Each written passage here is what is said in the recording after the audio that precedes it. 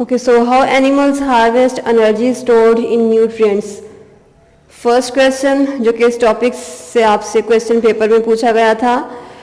The first step of respiration is, respiration means कि किसी भी फूड को ब्रेक डाउन जब किया जाता है ऑक्सीजन की प्रेजेंस में, तो उसमें जो आपने स्टेप्स पढ़े थे, सबसे पहले glycolysis, then Krebs cycle and electron transport chain.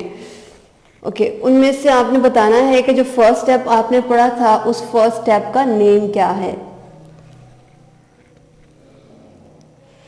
Okay, so first step glycolysis था, second Krebs cycle and third electron transport chain. So first question का करेक्ट ऑप्शन भी ग्लाइकोलाइसिस होगा and glycolysis is given in option C of question number 1.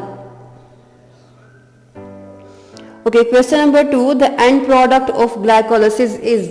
Glycolysis में आपने पढ़ा था कि एक ग्लूकोज के मॉलिक्यूल को ब्रेक डाउन करवाया आपने दो पायरुवेट मॉलिक्यूल में. ठीक है, एक ग्लूकोज मॉलिक्यूल ब्रेक डाउन हुआ था दो पायरुवेट के मॉलिक्यूल्स में. सो एंड प्रोडक्ट जो आपके पास ग्लाइकोलाइसिस में आया था, इसमें बहुत से और भी रिएक्शंस से वो आपने याद किए हुए हैं. सो जो लास्ट वाला प्रोडक्ट था वो ये पायरुवेट था. तो पायरुवेट जो कि एंड प्रोडक्ट है ग्लाइकोलाइसिस का is given in option D of question number 2. Okay, question number 3, the enzyme which control the phosphorylation of glucose is. Phosphorylation means कि आपने ग्लूकोज में फॉस्फेट ग्रुप को ऐड करवाना है, और फॉस्फेट ग्रुप को ऐड करवाने के लिए यहाँ पे आपको क्वेश्चन नंबर 3 के बी ऑप्शन में हेक्सोकाइनेज, काइनेज मीन्स कि ये फॉस्फोराइलेशन करवाने वाला एंजाइम है. ओके, आप हेक्सोकाइनेज की अगर मीनिंग से ही जज करें तो बाकी किसी भी एंजाइम के अंदर ये आपको काइनेज नहीं मिल रहा. काइनेज मीन्स कि कोई भी ऐसा एंजाइम एज आपको एंजाइम की हिंट दे रहा है, और ये कौन सा एंजाइम है जो कि फॉस्फोराइलेशन करवाता है.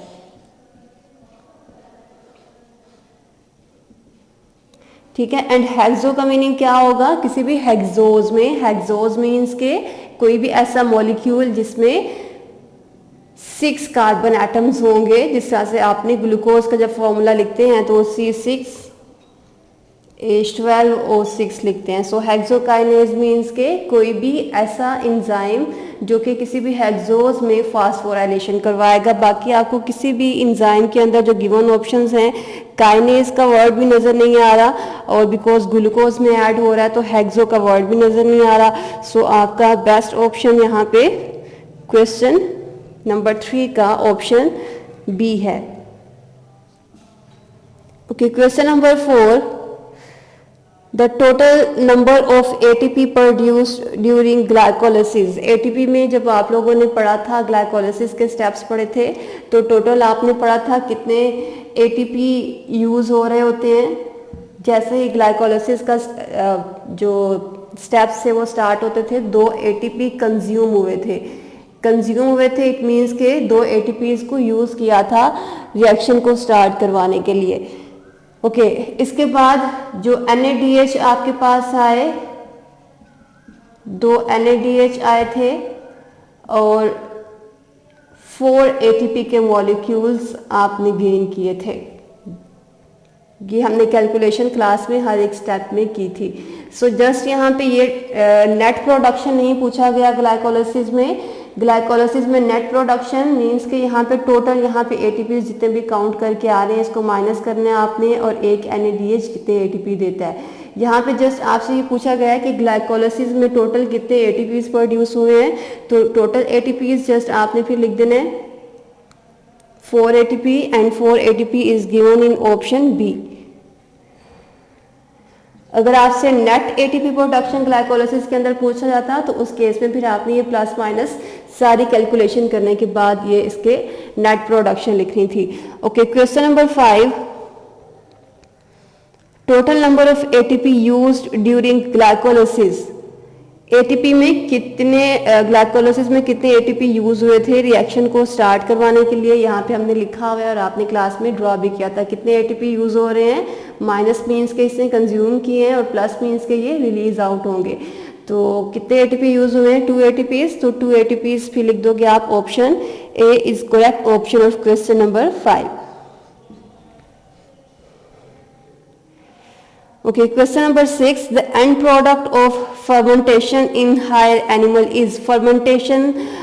उस केस में जब ऑक्सीजन की डेफिशिएंसी हो जाती है सेल्स के अंदर तो ग्लूकोज को ब्रेक डाउन करवाने के लिए ये प्रोसीजर करवाया जाता है। तब आप लोगों ने पढ़ा था कि फर्मेंटेशन की इक्वेशन में कितने NADH यूज होते हैं और इसका रिएक्टेंट और प्रोडक्ट क्या है। यहाँ पे मैं आपको इक्वेशन लिख देती हूँ इसकी।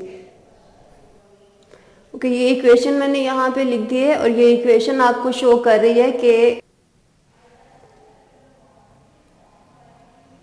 जब भी ऑक्सीजन की डेफिशिएंसी होती है सेल्स के अंदर तो फर्मेंटेशन के प्रोसेस के थ्रू एटीपी प्रोड्यूस करवाया जाता है, क्योंकि ऑक्सीजन अवेलेबल नहीं होती, एरोबिक रेस्पिरेशन नहीं हो सकती।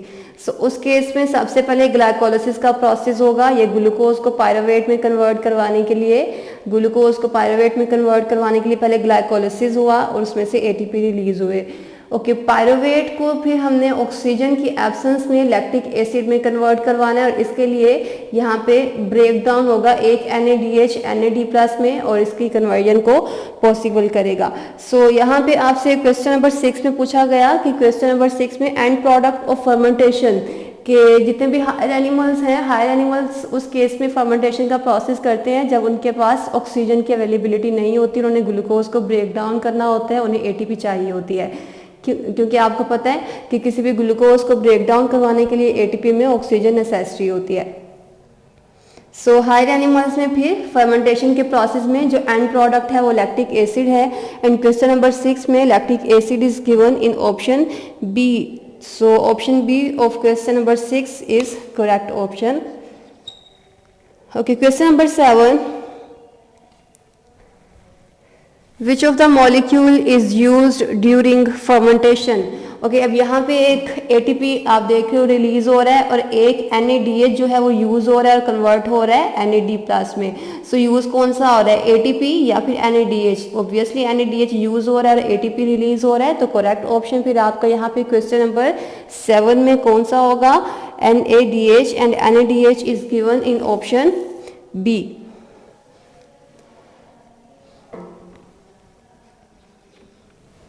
Okay, question number 8, which of the following molecule is produced during fermentation? अब यहाँ पे ये NADH यूज हो रहा है और ATP रिलीज आउट हो रहा है, तो यूज NADH हो रहा था और यहाँ पे रिलीज कौन सा हो रहा है, रिलीज या प्रोड्यूस कौन सा हो रहा है, ATP का मॉलिक्यूल। ATP का मॉलिक्यूल बेसिकली ग्लाइकोलाइसिस के प्रोसेस में प्रोड्यूस होता है जब ग्लूकोज को पायरुवेट में कन्वर्ट करवाया जाता है। जब तक पायरुवेट में कन्वर्ट नहीं करवाया जाएगा हम लैक्टिक एसिड प्रोड्यूस नहीं करवा सकते। ठीक है, सो पहले ग्लूकोज को पायरुवेट में, फिर पायरुवेट को लैक्टिक एसिड में फर्मेंटेशन के थ्रू कंप्लीट किया जाएगा। तो प्रोड्यूस फिर ATP हो रहा है, ATP is given in option A of question number 8।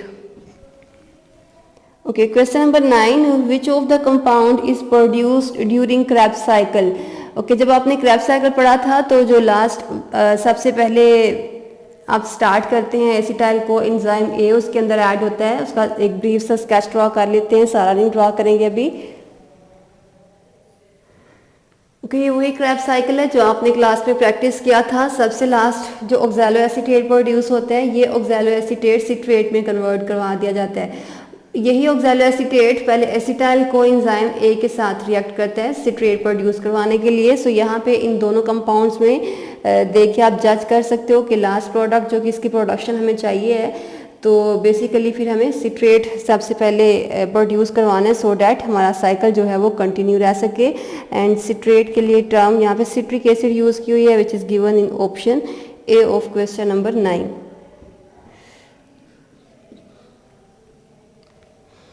Okay, question number 10, which of the compound enter into Krebs cycle? ये साइकिल आपको पता है इस तरह से कंटिन्यू रहता है। कौन सा कंपाउंड क्रेब्स साइकिल में एंटर हो रहा है? Acetyl co enzyme A. और ये फर्दर पहले से पहले आपने ग्लाइकोलाइसिस पढ़ा और ऑक्सीडेशन पढ़ी और ये फिर उसके बाद एसिटाइल कोएंजाइम आपके पास प्रोड्यूस हुआ। तो क्रेब्स साइकिल में फिर जो कंपाउंड एंटर हो रहा है वो एसिटाइल कोएंजाइम ए है, which is given in option B of question number 10। Okay, question number 11, the mechanism of oxidative phosphorylation is.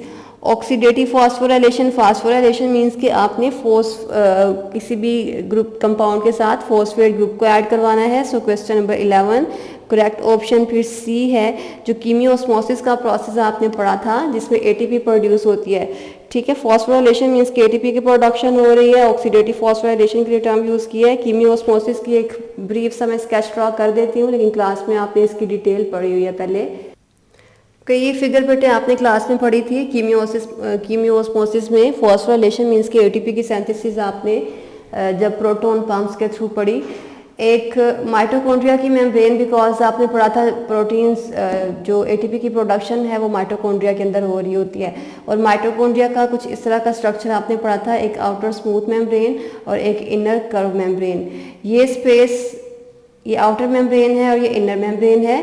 तो ये वाली जो स्पेस है दोनों के दरमियान में, इसे आप कहते हो कि इनर मेम्ब्रेन स्पेस आप कहते हो कि दो मेम्ब्रेन्स के दरमियान जो खाली जगह है। ओके, अब ये वाली जो सारी स्पेस आपको नजर आ रही है ये इनर मेम्ब्रेन है।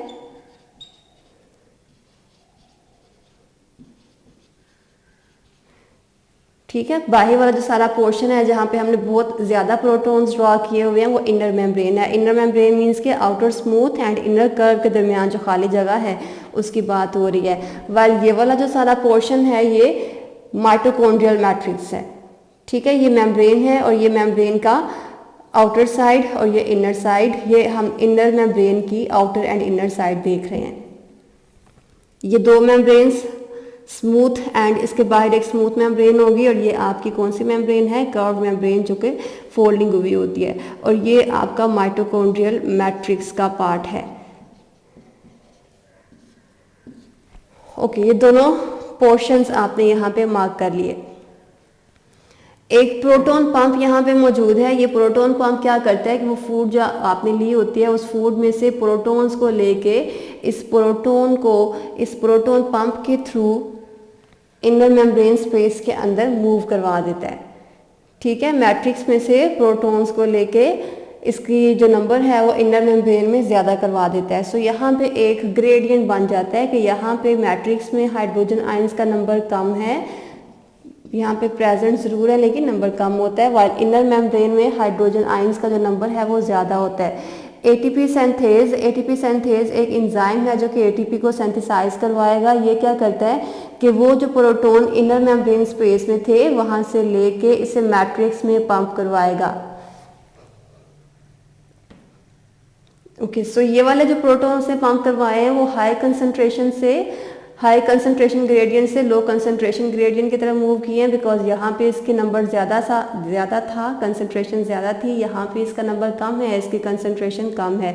तो जब भी वो हाई से लो की तरफ मूव करेगा तो कुछ एक्स्ट्रा एनर्जी वो रिलीज आउट कर देगा और इस एक्स्ट्रा एनर्जी को ये एंजाइम यूज़ करेगा एटीपी सिंथेसाइज करवाने के लिए। और एटीपी वो सिंथेसाइज किस तरह से करवाएगा, पहले से जो यूज एडीपी है उससे रिएक्ट करवा देगा इनऑर्गेनिक फॉस्फेट के साथ और एटीपी मॉलिक्यूल सिंथेसाइज करवा देगा।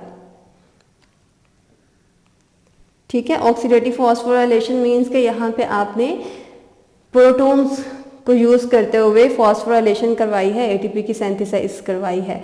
और ये कहाँ पे हो रही है, माइटोकॉन्ड्रिया में। माइटोकॉन्ड्रिया की आपको पता है दो मेम्ब्रेन्स हैं, outer smooth and inner folded. जो आउटर स्मूथ है और जो इनर फोल्डेड है उसके दरमियान स्पेस होती है।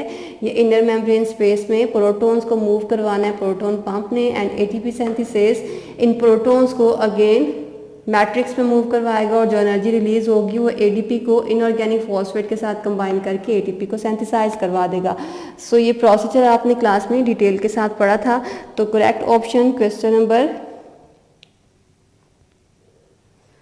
11 में the mechanism of oxidative phosphorylation is called chemiosmosis. Chemiosmosis आपको जब क्लास में पढ़ा था तब बताया था कि ये इम्पोर्टेंट है आपके एग्जाम्स के पॉइंट ऑफ व्यू से। तो फिर इसका correct option is option C. Okay, question number 12, the net production of ATP from the respiration of one molecule of glucose. Okay, जब एक ग्लूकोज का मॉलिक्यूल रेस्पिरेशन के प्रोसेस के थ्रू ब्रेक डाउन करवाया जाता है तो कितने एटीपी प्रोड्यूस होते हैं, इसकी कैलकुलेशन मैंने आपको क्लास में करवाई थी कि टोटल यहाँ पे ग्लाइकोलाइसिस में कितने प्रोड्यूस होंगे, क्रेब्स साइकिल में कितने प्रोड्यूस होंगे और इलेक्ट्रॉन ट्रांसपोर्ट चेन, इनको आपने फिर एंड पे ऐड कर लेना है। और ऐड करने के बाद जो आपके पास नंबर आया था, करेक्ट ऑप्शन क्वेश्चन नंबर 12 का बी 36 आपके पास नंबर था। So 36 is given in option B.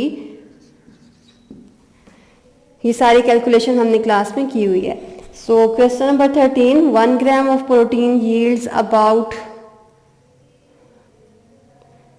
How much amount of energy as 1 gram of glucose, कि 1 ग्राम प्रोटीन है और 1 ग्राम ग्लूकोज है तो दोनों कितनी एनर्जी प्रोड्यूस करेंगे, दोनों सेम अमाउंट प्रोड्यूस करेंगे। अगर 1 ग्राम यहाँ पे लिपिड्स का होता है तो लिपिड्स ग्लूकोज के कंपैरिजन में डबल एनर्जी प्रोड्यूस करते हैं, तो प्रोटीन्स एंड ग्लूकोज फिर same amount of energy produce करेंगे। तो correct option question number 13 is a.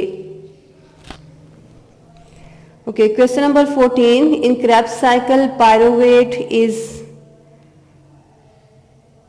oxidized to carbon dioxide और reduced to carbon dioxide। Okay, oxidation and reduction class में मैंने आपको बताया था कि ऑक्सीडेशन मीन्स कि आपने या तो ऑक्सीजन उसके अंदर ऐड करवानी है या फिर हाइड्रोजन को रिमूव करवाना है। रिडक्शन इसके ऑपोजिट था कि आपने वहाँ पे हाइड्रोजन को ऐड करवाया था और ऑक्सीजन को रिमूव करवाया था। तो यहाँ पे आप जब पायरुवेट क्रेब्स साइकिल में एंटर करवाते हो तो क्या करवाओगे, ऑक्सीडाइज या फिर रिड्यूस, बिकॉज उसमें ऑक्सीजन ऐड करवाई जाती है तो फिर आप ऑक्सीडाइज करवाओगे। So oxidised is given in option A of question number 14। Okay, question number 15, citrate and isocitrate are, citrate and isocitrate isomers हैं एंड आइसोमर्स कोई भी ऐसे मॉलिक्यूल्स हैं जो कि जिनका मॉलिक्यूलर फॉर्मूला सेम होता है लेकिन उनके अरेंजमेंट डिफरेंट होते हैं। इट मीन्स कि उनका स्ट्रक्चर फॉर्मूला डिफरेंट होता है। सो सिट्रेट एंड आइसोसिट्रेट, इनका मैं ये फॉर्मूला ड्रॉ कर देती हूँ यहाँ पे।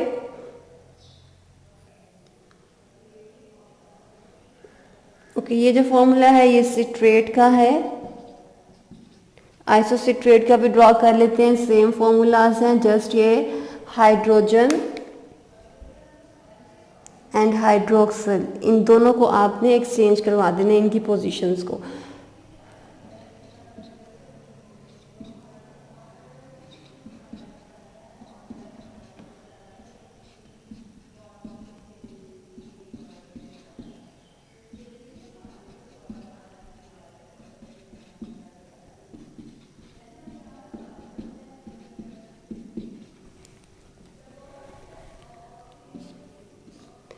Okay, so citrate and isocitrate, just यहाँ पे ये दोनों की पोजीशन एक्सचेंज करवा दिया आपने, तो बाकी सारा जो मॉलिक्यूलर फॉर्मूला है वो सेम रहेगा, जस्ट अरेंजमेंट डिफरेंट है। तो अरेंजमेंट डिफरेंट होने की वजह से आप कह रहे हो कि citrate and isocitrate are isomers. Isomers कोई भी ऐसे मॉलिक्यूल्स जिनका मॉलिक्यूलर फॉर्मूला सेम है बट उनका स्ट्रक्चरल फॉर्मूला डिफरेंट होता है। So question number 15, correct option is option A.